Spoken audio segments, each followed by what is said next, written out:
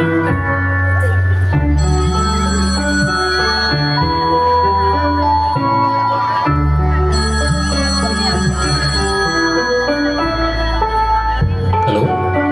Hello mummy, കേൾക്കുന്നില്ലേ? Hello.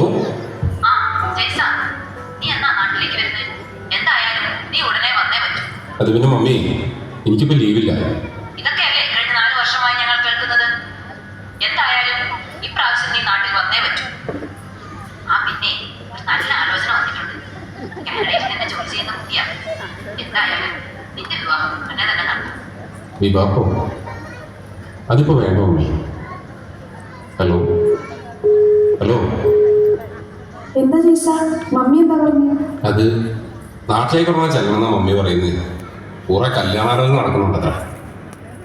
നോക്കൂ ചേച്ചാ, കഴിഞ്ഞ 4 വർഷമായി നമ്മൾ ലിമിറ്റുകളായി ജീവിക്കാൻ തുടങ്ങിയത്. കുറെ ആയി ഞാൻ ശ്രദ്ധിക്കുന്നു. നിനക്കിപ്പോൾ ആ പഴയ സ്നേഹം എന്നോടില്ല. ഇനി നാട്ടിൽ പോയി വേറെ പെണ്ണ് കെട്ടാനാണ് നിന്റെ വിചാരമെങ്കിൽ അതിനു മുമ്പ് നിന്നെ ഞാൻ കൊടുക്കും. ഓ മടുത്തു. നിനക്ക് എങ്ങനെ വെറുതെ വിടാവോ? അല്ലെങ്കിൽ വീട്ടുകാരുടെ സമ്മതത്തോടുകൂടി ഞാൻ നിന്നെ വിവാഹം ചെയ്യും. വിവാഹം വിവാഹം വിവാഹം കേട്ട് കേട്ട് ഞാൻ മടുത്തു.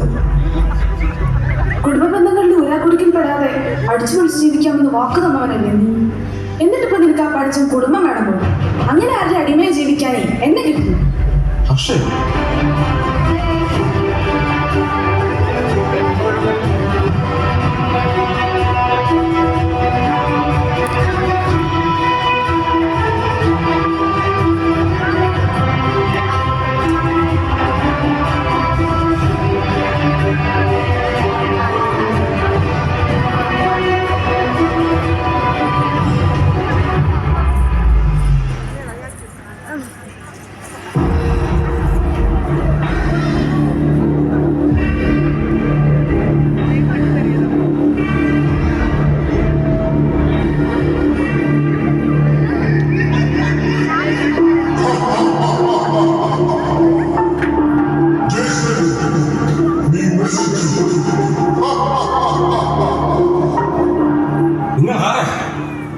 നിങ്ങൾക്ക് എന്ത് വേണം?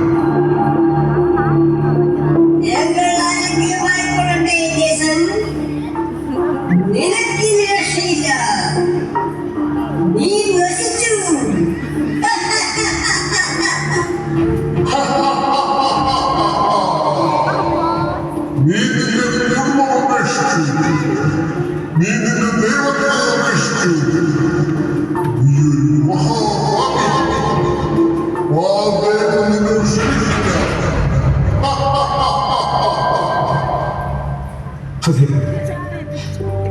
ഞാനൊരു മഹാപാപിയാണ്. ഞാനിനി എന്ത് ചെയ്യണം? എനിക്കിനി ജീവിക്കണ്ട.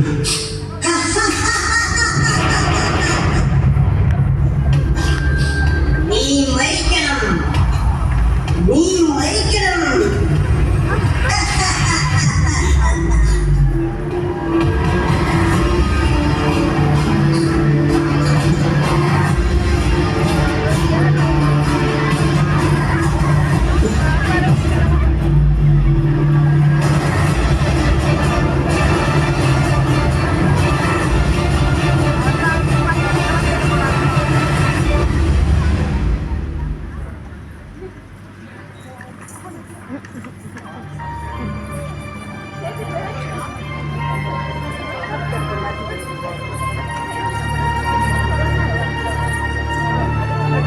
ഇത് നമ്മുടെ ജെയ്സൺ അല്ലേ? എടാ ജെയ്സൺ, നിനക്കെന്ത് പറ്റി?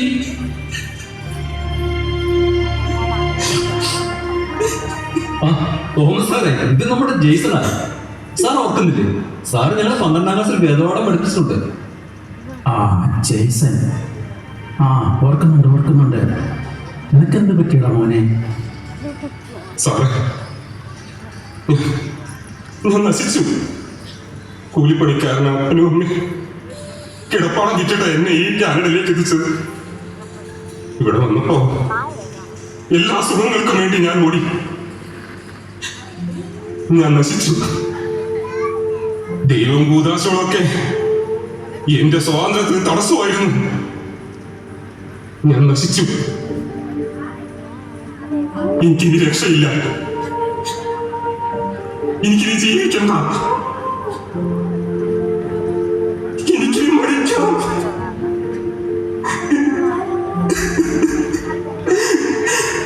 എനിക്ക് മരിക്കാം.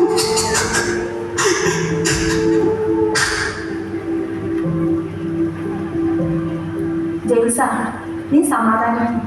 ഏതായാലും തക്ക സമയത്ത് ഞങ്ങൾ നിന്നെ കണ്ടല്ലോ. അതേടാ, ഇവിടെ വെച്ച് നമ്മൾ തോമസ് സാറിനെ കാണാൻ സാധിച്ചില്ലേ? സാരമില്ലടാ, തെറ്റുപറ്റാത്തവരായി ആരാ ഉള്ളത്? നമ്മുടെ ദൈവം കരുണയുള്ളവനാ. പടിയിറങ്ങിപ്പോയ മകനെ കാത്ത് പടിവാതിക്കലിലേക്ക് കണ്ണു നട്ടിരിക്കുന്നവനാ അവൻ. ആ പിന്നെ എൻ്റെ മകനും ഇവിടെയുണ്ട്. ഞാനിവിടെ വന്നിട്ടിപ്പോൾ 2 മാസമായി. അടുത്ത മാസം തിരിച്ചു പോവുകയും ചെയ്യും. അതിനു മുമ്പ് ഇവരെയൊക്കെ ഒന്ന് കണ്ട് ഒരുമിച്ചിരുന്ന് അല്പനേരം പ്രാർത്ഥിക്കാമെന്ന് കരുതി ഇറങ്ങിയതാ. ആ പിന്നെ വേറൊരു കാര്യം, ഞാൻ വേദപാഠം പഠിപ്പിച്ച കുട്ടികളുടെ ഒരു വാട്സപ്പ് കൂട്ടായ്മ തുടങ്ങിയിട്ടുണ്ട്. നമുക്ക് നമ്മുടെ പ്രശ്നങ്ങളൊക്കെ പങ്കുവയ്ക്കുവാനും പ്രാർത്ഥിക്കുവാനൊക്കെ അതിലൂടെ സാധിക്കും. അതിനുവേണ്ടി ഞാൻ നിങ്ങളെയൊക്കെ അന്വേഷിച്ച് നടക്കുകയായിരുന്നു. എടാ ജെയ്സ, ഈ വചനത്തിലും വിശുദ്ധ കുർബാനയിലും നമ്മോട് കൂടി വസിക്കുന്ന, ഇത്രമാത്രം സ്നേഹം നൽകുന്ന നമ്മുടെ ഈശോയെ ലോകത്ത് എവിടെയായാലും നമുക്ക് ഉപേക്ഷിക്കാൻ പറ്റുമോടാ? ജയ്സ, എടാ ഞങ്ങൾക്കും ഇതുപോലുള്ള പരീക്ഷണങ്ങളൊക്കെ ഉണ്ട്. അതിനുള്ള പരിഹാരവും ഇതിലുണ്ട്. പിന്നെ എന്തെങ്കിലും പ്രശ്നങ്ങൾ ഉണ്ടായാൽ ഞാൻ പോകും ദേവാലയത്തിലേക്ക്. അവിടെ പോയി ആ ദിവ്യകാരണത്തിന് മുമ്പിലിരിക്കും. ആ സാമീപ്യം, ആ ചൂട് അനുഭവിക്കുമ്പോൾ എല്ലാ പ്രശ്നങ്ങളും മഞ്ഞുപോലെ ഒരുക്കും. ഇതൊക്കെയല്ലടാ 12 വർഷം വേദപാഠ ക്ലാസ്സിൽ നമ്മൾ പഠിച്ചത്. പിന്നെ ഇടയ്ക്കൊക്കെ ഞാൻ തോമസ് സാറിനെ വിളിക്കും. സാറിൻ്റെ ഓരോ വാക്കും എൻ്റെ മനസ്സിൽ വല്ലാതെ കുളിർമ നൽകും. പിന്നെ സാറേ, ഞാനിവിടെ വേദപാഠം പഠിപ്പിക്കുന്നു. എനിക്ക് സന്തോഷമായി. 3 യോഹന്നാൻ 1:4 പറയുന്നത് പോലെ എൻ്റെ മക്കൾ സത്യത്തിലാണ് ജീവിക്കുന്നതെന്ന് കേൾക്കുന്നതിനേക്കാൾ വലിയ സന്തോഷം എനിക്കുണ്ടാകാനില്ല.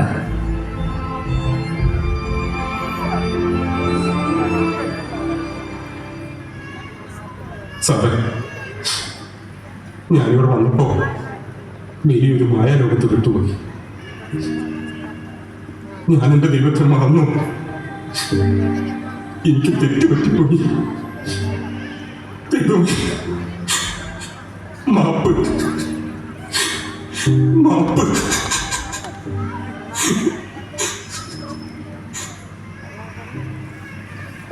ഞാനിനി നാട്ടിൽ പോകും. എനിക്ക് പുതിയൊരു ജീവിതമുണ്ട്. എൻ്റെ യേശുവിൻ്റെ കൂടെയുള്ള ജീവിതം. മോനെ,